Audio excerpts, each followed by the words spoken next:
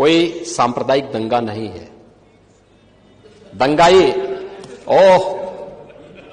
दंगा कैसे होता है और दंगाई का उपचार कैसे होना है, हां, तो बरेली के मौलाना से पूछ लो। आप दलितों को वोट बैंक की निगाह से देखते इसलिए कुछ बोलते नहीं। इसलिए मैं कह रहा हूं ना, देखो बांग्लादेश में एक दलित नौजवान को कैसे जला दिया गया। आप लोग गाजा पट्टी में होने वाले किसी भी उस पर आंसू बहाते हैं। नमस्कार दोस्तों, वेलकम टू न्यूज रिव्यू। योगी बाबा ने जब से बुलडोजर का एक्शन चालू किया है, मानो ये हर एक स्टेट के लिए एक हीरो बनते जा रहे हैं। अभी हाल ही में जो दिल्ली में फैज इलाही मस्जिद को डिमोलिश किया गया, उसको लेकर सोशल मीडिया में इस समय योगी बाबा खूब प्रचलित हैं।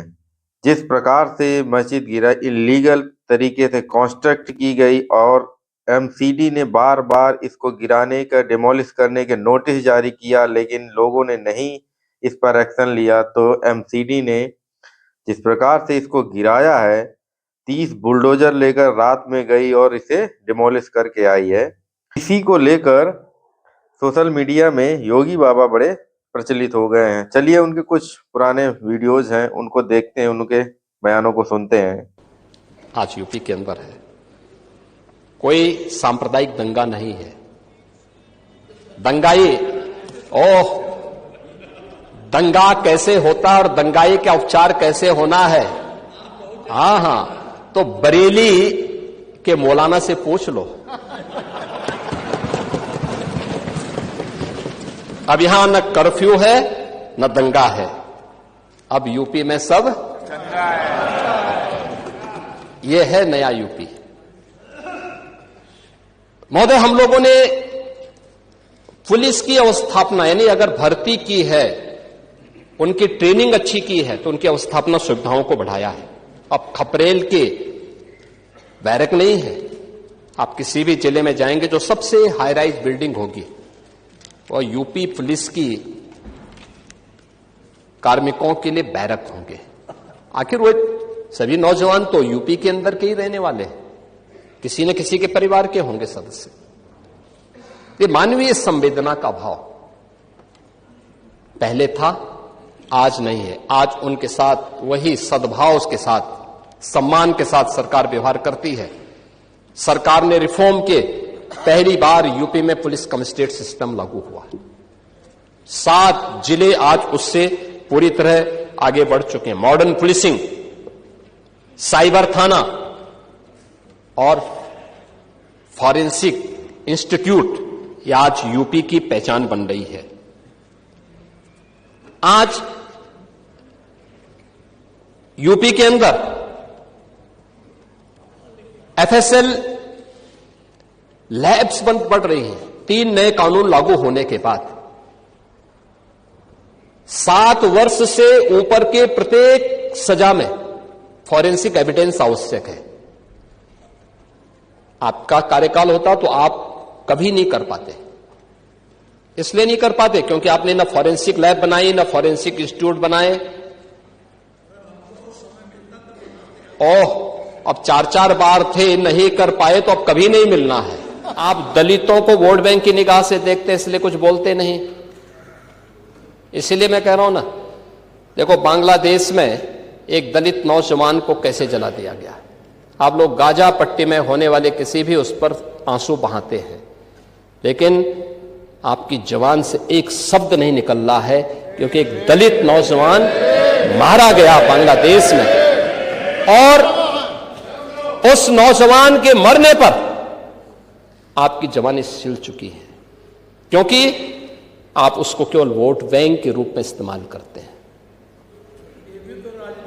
ये राजनीति नहीं है पांडे जी, ये राजनीति नहीं है, ये वो सच्चाई है जो आपकी तुष्टीकरण की नीति है, जिसके कारण बांग्लादेश बना है।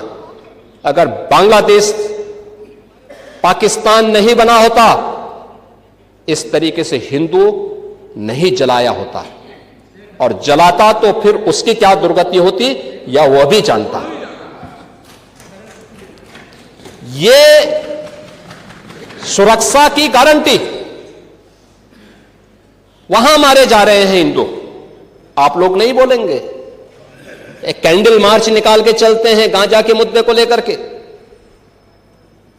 लेकिन पाकिस्तान और बांग्लादेश में हिंदू मारा जाता है तो आपके मुंह बंद हो जाते हैं, क्योंकि मरने वाला हिंदू है, दलित है, आप बोलेंगे नहीं। और यही सच्चाई है। निंदा प्रस्ताव पारित होना चाहिए और यह प्रस्ताव नेता विरोधी दल की तरफ से आना चाहिए कि इस घटना की हम भर्त्सना करते हैं और बांग्लादेश सरकार को इस बात की चेतावनी देता हूं। और इसीलिए हम कह रहे हैं, नोट करना, ये चीजें होनी चाहिए और हमारा भी प्रयास होना चाहिए। जब बांग्लादेशी को यहां से निकालेंगे और रोहिंग्या को यहां से बाहर का रास्ता दिखाएंगे तो उनके समर्थन में मत आना, क्योंकि उनमें से बहुत सारे लोगों के वोट आपने बनवाए हैं, उनके बहुत सारे लोगों के लिए आधार भी बनवाने का पाप किया है आप लोगों ने। इसलिए इन चीजों को ध्यान में रखना और एक एक चीज की स्क्रीनिंग होगी, बहुत प्रभावी कार्रवाई करेंगे। हमारे ही देश में रह करके ही हमारे लोगों के खिलाफ अपराध और वहां पे निर्दोष हिंदुओं पर अत्याचार करोगे, निर्दोष सिखों पे अत्याचार करोगे, ये स्वीकार्य नहीं हो सकता है। सब एक सी होती हैं, थोड़ा बहुत फर्क होता है। सत्ता का चरित्र एक सा ही होता है।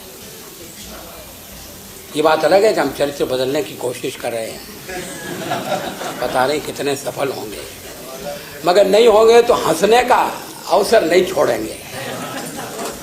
ये बड़ी बात है। अपने पर हंसना और दूसरों पर हंसना, और दूसरों से ज्यादा अपने पर हंसना।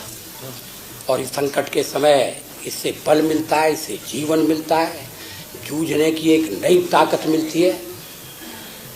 कभी कभी वीर रस जो काम नहीं कर पाता, वो हास्य की एक छोटी सी चुटकी काम कर जाती है।